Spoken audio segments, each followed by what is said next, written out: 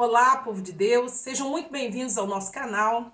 Acione o sininho, deixa aí o seu like. Nós estamos na série O Perdão. Nos nossos episódios anteriores, nós falamos sobre o preço, o valor da dívida e que Deus decidiu não cobrar essa dívida.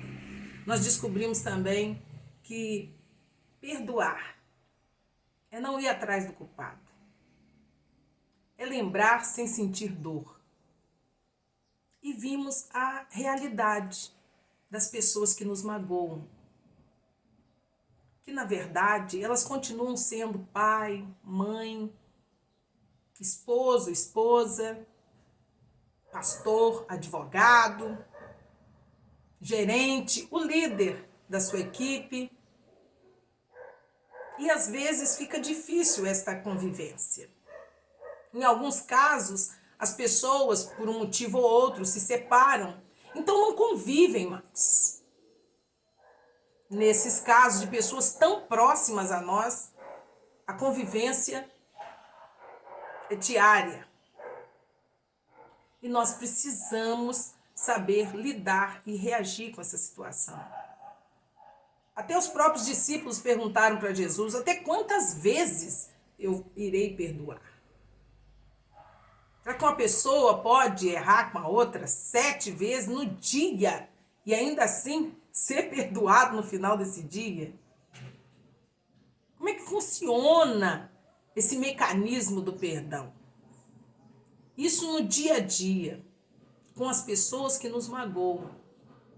E nós ficamos ressentidos.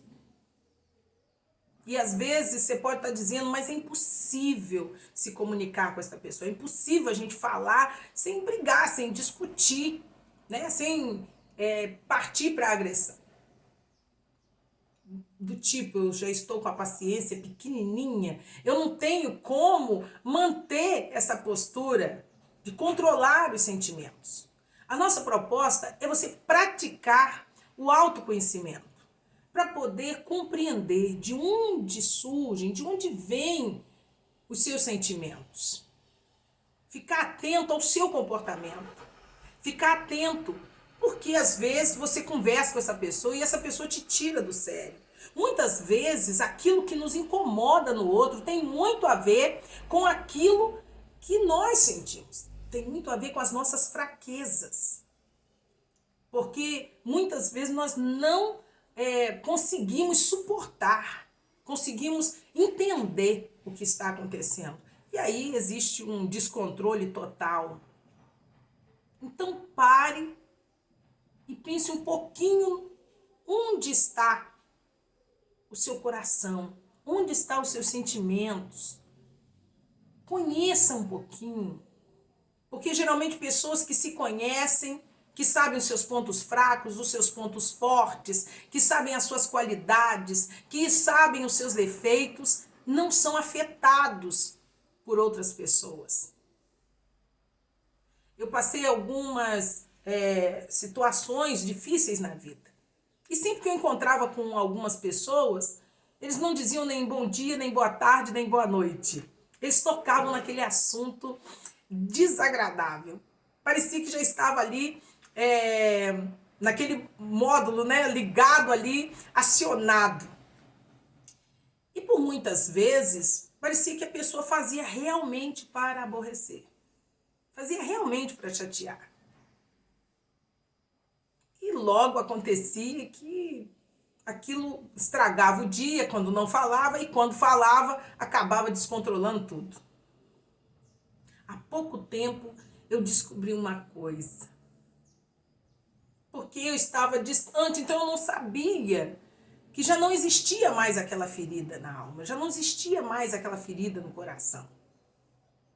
E quando reencontramos, lógico, claro e evidente, a pessoa vai tocar naquele assunto, não é mesmo? Antes mesmo de te cumprimentar, antes mesmo de dizer assim, como que você está, como é que tem passado sua família, a pessoa vai tocar naquele assunto. E o que eu percebi foi que eu estava parado, olhando, e fiquei um tempo, como se eu estivesse contemplando uma paisagem. E depois eu falei para aquela pessoa, Falei, sabe, eu descobri algo hoje, que ninguém pode acionar a dor em mim, porque ela não está mais aqui. Ninguém pode acionar mais aquela dor, porque a ferida não estava mais ali. Eu ouvi como se fosse qualquer um outro assunto e prestei atenção e eu vi que, na verdade, aquela pessoa precisava, porque ela havia parado naquele tempo, naquele espaço, naquela situação, mas a minha vida já tinha andado, já tinha acontecido tanta coisa e eu percebi que eu não estava mais vivendo aquele tempo ou sofrendo por aquilo. Não tinha como acionar mais aquela dor, porque aquilo já não tinha muito a ver comigo. Você está entendendo? Procure se atentar ao seu comportamento. Procure atentar para a sua vida. Pratique o autoconhecimento. Procure compreender os seus sentimentos, a origem deles, de onde eles estão vindo. Por que muitas vezes você explode com essa pessoa, ou briga, ou discute com ela, e aí é espinho para todo lado? Você sabe que as pessoas que estão à volta acabam sendo atingidas por esse estilhaço dessa bomba. Então pare um pouco. Se conheça, reflita, fique mais seguro de si, para não ser afetado por outras pessoas. É isso que você tem que procurar. Você pode dizer, pastora, mas são as pessoas que me fazem raiva, pastora. Mas preste atenção. Não são as pessoas que nos fazem raiva. Somos nós que sentimos raiva das pessoas. Aí você fala, mas fulano me irrita demais. Há um versículo que ele diz assim, que não há tentação que não seja humana. Eu costumo dizer que não tem nada que irrita mais uma pessoa do que outra pessoa. Principalmente quando ele descobre o que você não gosta. Isso é uma realidade? É uma realidade. Tem gente que faz para implicar? Faz. Mas necessariamente eu não preciso entrar na onda. Eu não preciso entrar na pilha. Eu preciso cuidar de mim, do meu coração. Eu não preciso ceder àquela provocação. Que fulano me provoque, o que eu posso fazer? É um problema particular dele. Agora, eu não preciso ceder a isso. Eu não preciso entrar, jogar esse jogo, dançar essa valsa. Eu não preciso disso. Eu preciso conhecer o meu coração. Conhecer. Me cuidar. E não entra naquele jogo de competição. Tem gente que por si só, em qualquer lugar que você chega, ele olha para você e ele vê em você um competidor. Ele acha que você está competindo com ele, está disputando alguma coisa com ele. Então não entre nessa história de ser também um rival. Que se ele não tiver um rival, então não tem competição. Aí você fala assim, mas ele continua competindo, mas ele vai competir sozinho. Eu costumo falar para o meu filho que nós não estamos aqui para ficar competindo com as pessoas, ou se medindo através delas, ou se comparando com elas. Nós estamos aqui, muitas vezes, competindo com a gente mesmo. Quem eu era há 5 anos atrás? Minha maneira de pensar, agir, os meus progressos como pessoa, como família, como igreja de Deus, quem eu era como pessoa, como profissional, quem eu era, quem eu sou agora. A gente precisa ter esse norte de desenvolvimento. E a gente não precisa ficar usando a reguinha do outro, né? Se medindo pelo outro, se comparando com o outro. A gente precisa compreender que não é uma questão, às vezes as pessoas estão dentro da casa, né? A gente observa pais competindo com seus filhos, mães competindo com as suas filhas, filhas competindo com as suas mães. Dentro de local de trabalho, então, é absurdo dentro de empresa. Né? A pessoa já chega e já dá de cara com aquela competição, porque o orgulhoso, o arrogante, ele sempre está querendo provar que ele é melhor que você. Ele está querendo provar que ele está acima de tudo, que ele é o bambambam. Só que você não pode entrar nesse jogo. Então, enquanto a pessoa está se colocando lá em cima, você fala, pastor, não aceito ouvir aquelas bobagens todas que a pessoa fala, né? Porque se coloca lá em cima, né? Enquanto o fulano está se colocando lá em cima, numa posição de destaque, numa posição de superior, numa posição de ser servido o tempo todo, você se coloca naquela posição de servir, naquela posição de ajudar. O que eu posso te ajudar? Mostrando sempre que nós estamos aqui como família, sem individualismo. Tá? Estamos como igreja, estamos como empresa, fazemos parte da equipe. Sempre mostrando que é um trabalho em conjunto, que nós precisamos uns dos outros, que nós dependemos uns dos outros. A palavra do Senhor vai falar em Eclesiastes que é melhor serem dois, porque o trabalho de dois tem melhor paga. E que se tiver dois no caminho e um cair, o outro levanta. E se tiver dois numa cama e um sentir frio, um esquenta o outro. E se forem dois no caminho e eles forem atacados por alguém, dois irão resistir melhor. Então, às vezes, as pessoas querem posição e aquilo tira você do sério. Se coloque não na posição do competidor, se coloque na posição daquele que está ajudando, daquele que está servindo, daquele que está deixando Deus trabalhar na sua vida, no seu caráter, sendo uma pessoa melhor, tá? E a dica de ouro, essa é de ouro, tá? Eu vou ler aqui no texto de Provérbios 24, versículo 29. Esse texto eu li essa semana. Eu estava numa consagração, acho que não sei se foi no sábado ou numa quarta-feira. Mas durante a semana eu estava lendo vários textos e um desses textos me chamou a atenção. E eu vou ler para você agora, tá? Provérbios 24, versículo 29. Ele diz assim: não diga, farei com ele o que fez comigo. Ele pagará pelo que fez. Olha, vou ler de novo para você guardar no coração. Provérbios 24, versículo 29. Ele diz: olha só, não diga, farei com ele o que fez comigo. Ele pagará pelo que fez. Seja humilde, não pague na mesma moeda. Não dá uma vontade de fazer a mesma coisa com a pessoa? Principalmente a pessoa que nos ignora. Principalmente com aquela pessoa que está sempre pisando, humilhando. Não é? Não dá uma vontade de fazer a mesma coisa? Na primeira oportunidade, eu vou usar de indiferença com fulano. Eu vou dar para ele o mesmo veneno que ele está espalhando para todo mundo. Peraí que eu vou curar fulano. Peraí. Eu vou fazer, na primeira oportunidade que eu tiver, eu vou fazer isso. Eu já sei o que eu vou fazer.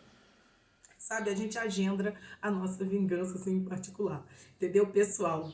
Não, eu vou dar eu vou te tratar do mesmo jeito.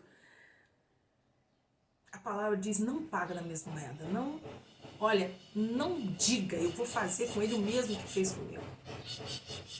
Só que a gente não para pensar por que essa atitude nossa, se a gente se colocar numa postura de humildade, vai abençoar não só a nossa vida, mas a vida das pessoas que estão à nossa volta. Porque geralmente a gente pensa muito assim, olha, eu já não suporto mais isso. Mas como nós estamos com aquele relacionamento dentro de um nível de convivência, tá? Outras pessoas estão ali à volta. Sempre tem outras pessoas. E se a gente quer manter aquele ambiente saudável, a Bíblia diz, se depender de nós, tenha paz com todo mundo. Naquilo que depende de você. Então tem alguma coisa que a gente acha que depende do outro. Depende do pai, do pastor, do patrão, depende dos outros. Não. Ele diz, o que depender de você, você vai ter paz. Só que a gente não entende muito bem quando Deus fala isso. Porque a gente está esperando que outra pessoa promova essa paz pra gente. Outra pessoa dê esse sossego pra nossa vida. E não é assim.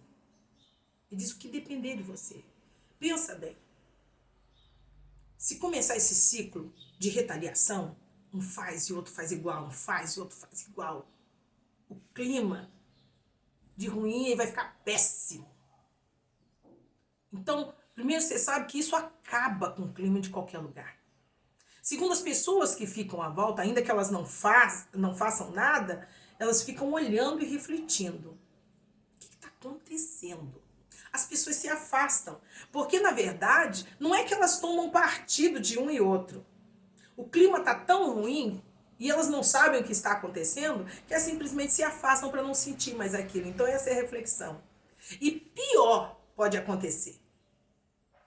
Quem está do lado pode observar e falar assim, bom, se um lida dessa forma e o outro é arrogante e prepotente na mesma medida para poder conter o outro, esse comportamento é válido, porque aí você começa a reforçar aquele comportamento. Então, se eu não gosto daquele comportamento, se eu não aprovo aquele comportamento, eu não posso reforçar ele. Pensa bem, eu não posso reforçar ele. Eu não posso ficar colocando ele naquele modo de repetição. Então, se eu classifiquei, olha, eu não gosto disso, então eu não quero reforçar. Também não quero levar ninguém a pensar que isso seja uma coisa boa. E eu quero melhorar esse ambiente. Então, prestou atenção? Faça diferente. Faça diferente. Isso vai conservar o seu coração longe, distante de alguns sentimentos que nos aprisionam.